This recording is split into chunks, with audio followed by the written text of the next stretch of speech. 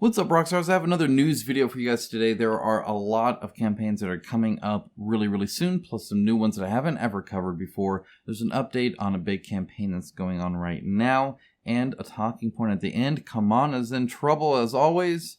I'll let you know my opinion.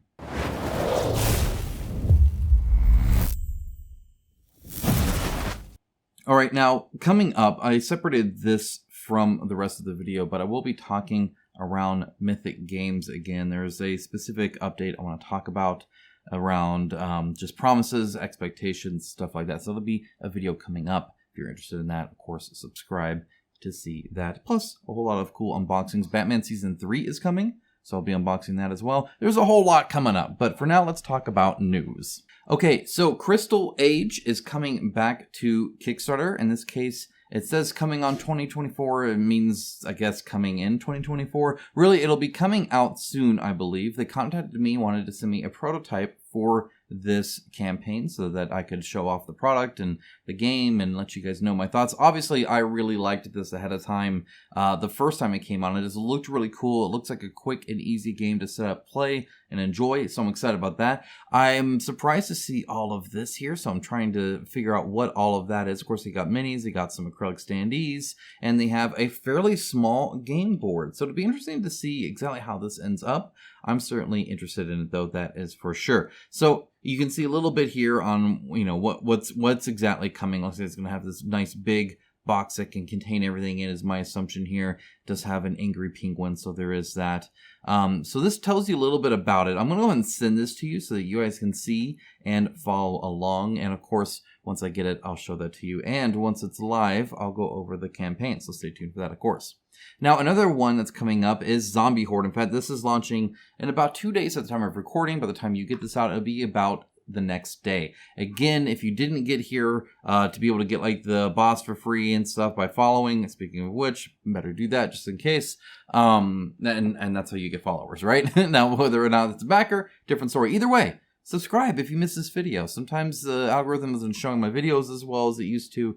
I don't post the frequency that it likes, which is just about every day, which is like I used to. However, I do try and tell you when stuff is coming out that looks kind of exciting. This is probably my third time covering this. And honestly, Dark Gate Games, they're like the definition of like a AA publisher, where the games that they make are often very interesting, quite unique, quite standout, and very indie. And I don't know, this is, I think, one of them. It sounds pretty cool, though. Again, you get this cool boss thing, which is neat. I like the, phase where the colony phase here, where you're actually, trying to build up your colony and to survive the onslaught, which seems kind of an interesting take. And, of course, it's kind of like a World War Z style stuff that, you can get on top of buildings, but the zombies can pile up on top of each other and stuff. I don't know, I'm interested, that's for sure. It definitely sounds different than most zombie games I have played.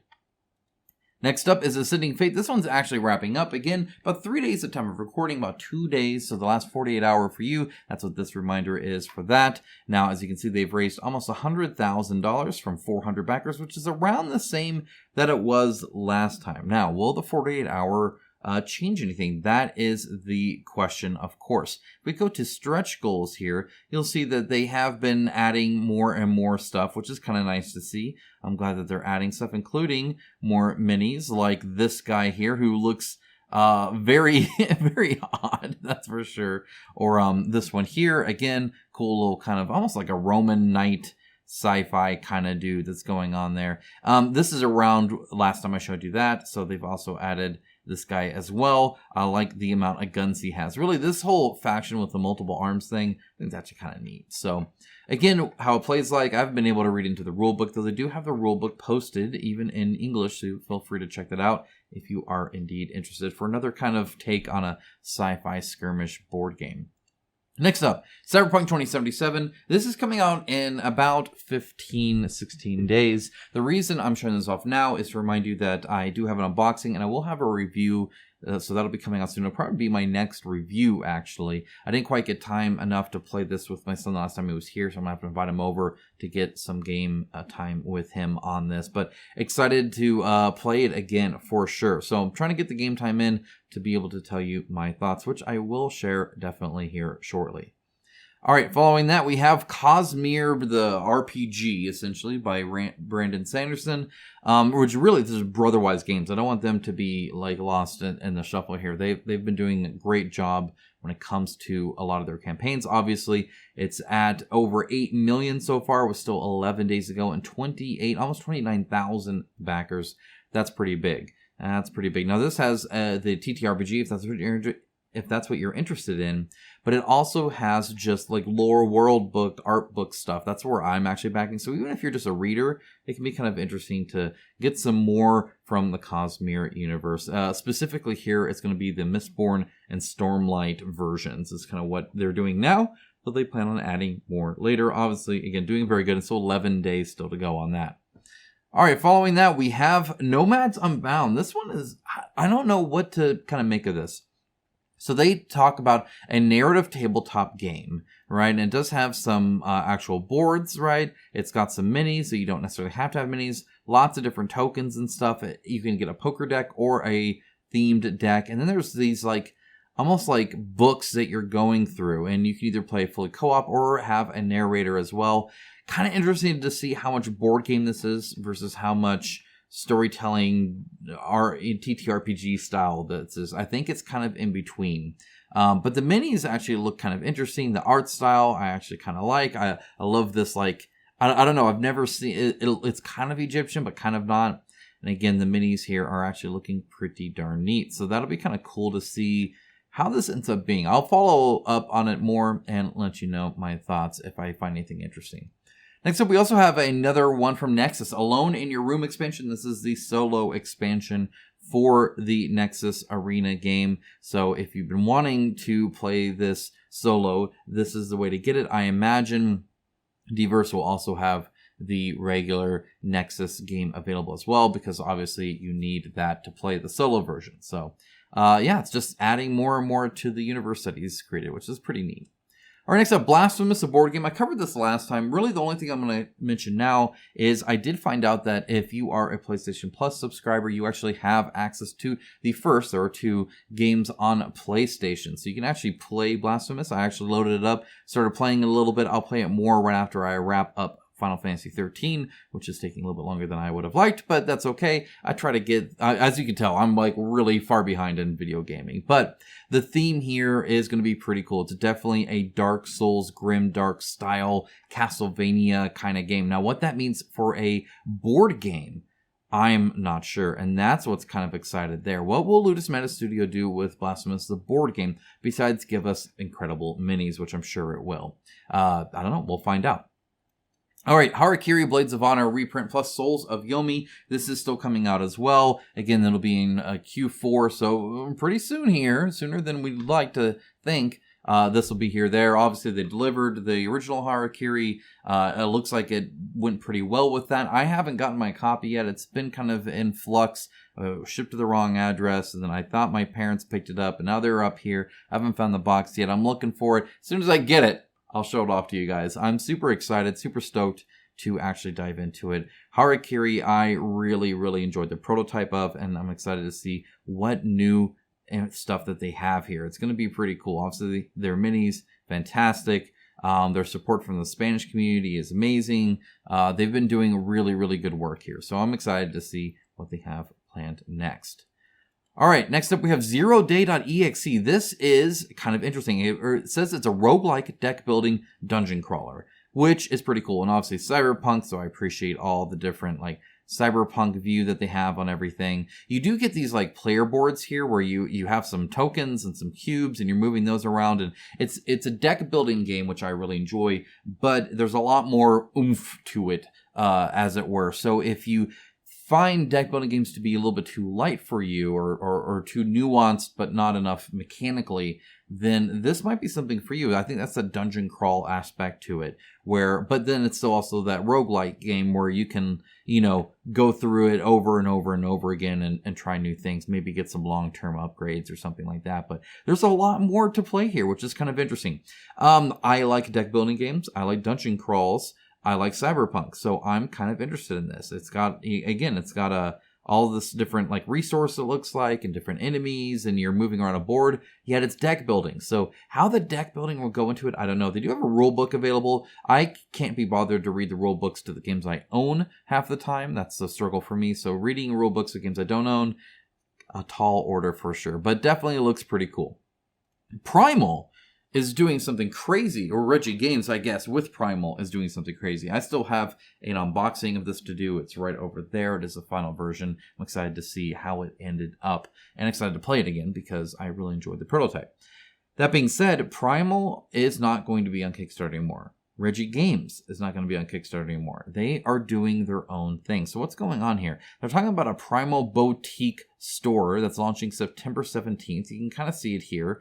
And it looks quite nice, quite fancy. It looks like they're building up to something pretty neat here, which is cool. And again, on the 17th is when it comes out. And anything you buy there will have free shipping, which is kind of cool too. So if there's something you wanted to get that you didn't get before or wanted to jump in, now's a great time to do it because, again, the free shipping on September 17th will be huge. That's a good money saved there. Okay, so they'll have all the add-ons and stuff like that from Kickstarter, so you'll be able to get their stuff there, and they'll be able to reprint it. Now, why not Kickstarter? Well, essentially what they're saying is hey, we want to evolve past the crowdfunding stage, and we actually used crowdfunding to crowdfund not only Primal, but our company. And now that we're here, now that we're established, we're just going to create a web store, get some, churn on, getting money in and stuff like that, and then just develop at pace with that to continue to nurture it. In other words, exactly like what Kingdom Death Monster kind of did, right? Where they did really good on Kickstarter, they made some millions, and then they like sell stuff and have a store and all that while they continue to develop and invest in the IP and in their game. So that's kind of the idea anyway. Let me know your thoughts on that. I'd be curious to know. Personally, it's very hard for me to end up spending a lot of money outside of crowdfunding. That tends to be where my money for board games is wrapped up. That being said, I do shop for good deals at retail, and I wouldn't mind shopping around at something like Primal. Now, do I want every company to do this? Not necessarily, because then I have all these different accounts and I have to check all these different websites and their updates are on similar. Kickstarter does bring all that together. GameFound does bring all that together, though GameFound still won't show me an update in the email, so their updates are useless because I don't want to have to click through every time when checking my email. But that's besides the point. The point is that I have one account. One company has my credit card information, stuff like that, right? That helps, I feel, a lot. So it'll be kind of interesting to see how Reggie Games does here. I'd definitely be curious and be curious to know what they have coming up. They did say that they will have stuff coming up in 2025. So they are working on it. It takes some time. They want to take their time. They don't want to rush it, which is what a lot of crowdfunding has them do, or have them do it early or anything like that. So why not open a store and just do it there? Well, why not? Why not? That is a good question. So anyway, that's kind of what they're doing there. Now, this is a Kingdoms Forlorn update. Their updates are always great. Into the Unknown does a great job with their updates. In fact, this is on the smaller side for them, but it's still very detailed on everything they're doing. And I'm not going to dig into all of this. What I'm curious about is this right here. So this is Enormity. It's their next campaign that they're doing. It's kind of a grimdark sci-fi sort of kind of thing for the looks of it. Sounds kind of interesting. I've talked about it before in a previous news video. What they're saying here is that, first of all, they will not launch this until all the final files have been delivered to the factory for Kingdoms Forlorn and production is paid and actually starts. In other words, it's in production, it's all paid for, and they have everything they need. Then they come out with the next one. I like that. I appreciate them slowing down a little bit. Considering that Kingdoms Forlorn has taken so long, I'm really happy to see them kind of hold the brakes a little bit when it comes to that. And that's good that they're adjusting based off their throughput, right? So you obviously want to, keep going as a company.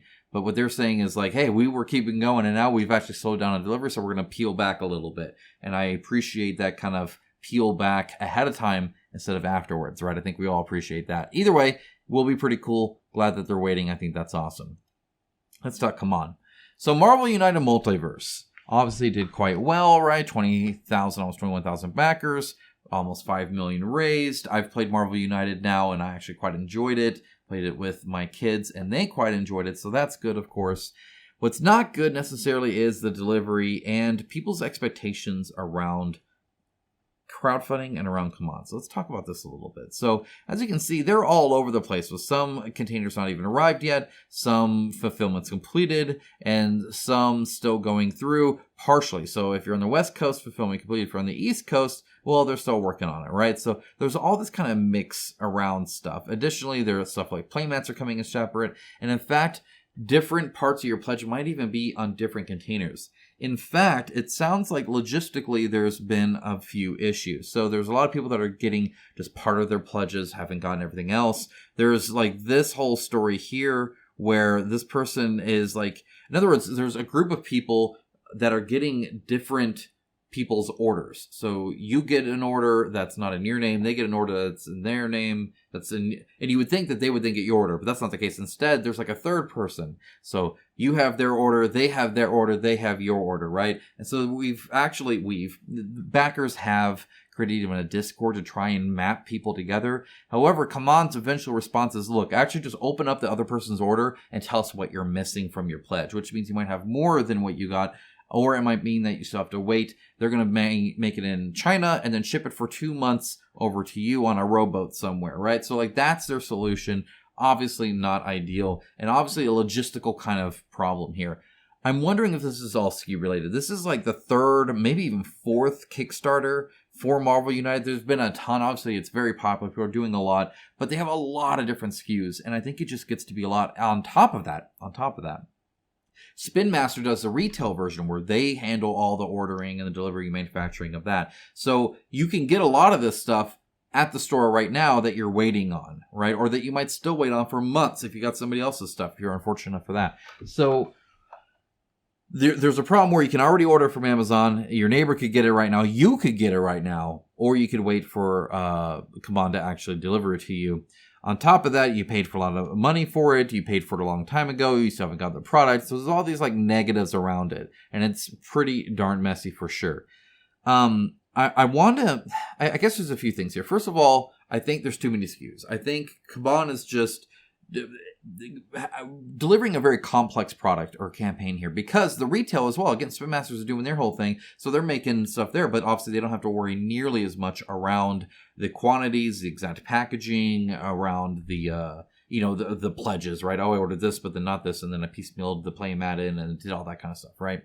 And it just goes to a single distribution center, and that distribution center then goes to the individual retailers. And so it's very, very smoother of a process for Spin Masters to do. However, that's on top of all the stuff CMON's doing. So it's just a whole mess of manufacturing, really, at this point. And it's starting to show signs of being strained a bit too much, I feel. So kind of interested to see that. Additionally, CMON has been spamming a ton of campaigns over on GameFound, so maybe their focus isn't quite where it should be. However, I'd argue once you get to CMON's level, we always pretend these companies are like big, but that doesn't mean they're employee big. Either way, it would be a separate team dealing with logistics and fulfillment than it would be running the campaign. They're not an indie company where you're wearing a whole bunch of hats and you don't have separate employees for the different things. So I doubt that's actually too much of the issue. It's mostly about the SKU and manufacturing and just kind of botching it. But again, they've made so many campaigns, you'd think they would have figured this out by now.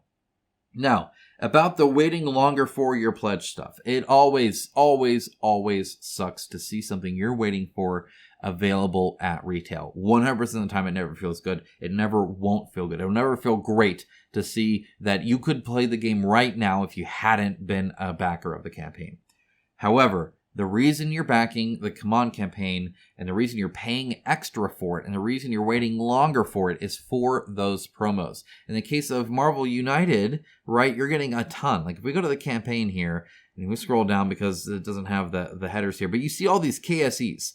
You're getting all of this. This is why you're still waiting. This is why you're paying for more. This is why it's inconvenienced because of these. This is all the stuff you're getting. It's a huge, massive amount, obviously, right?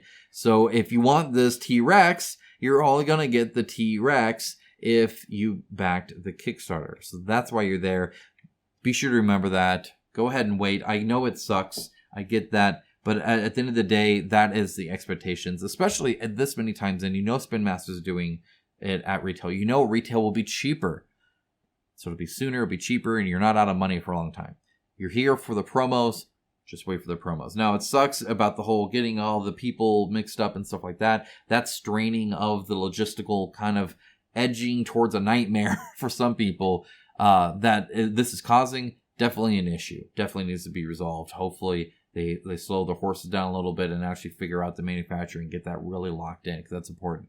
But by and large, yeah, you just got to wait a little bit longer. It just sucks, but it is what it is. And something, again, you should expect going into this.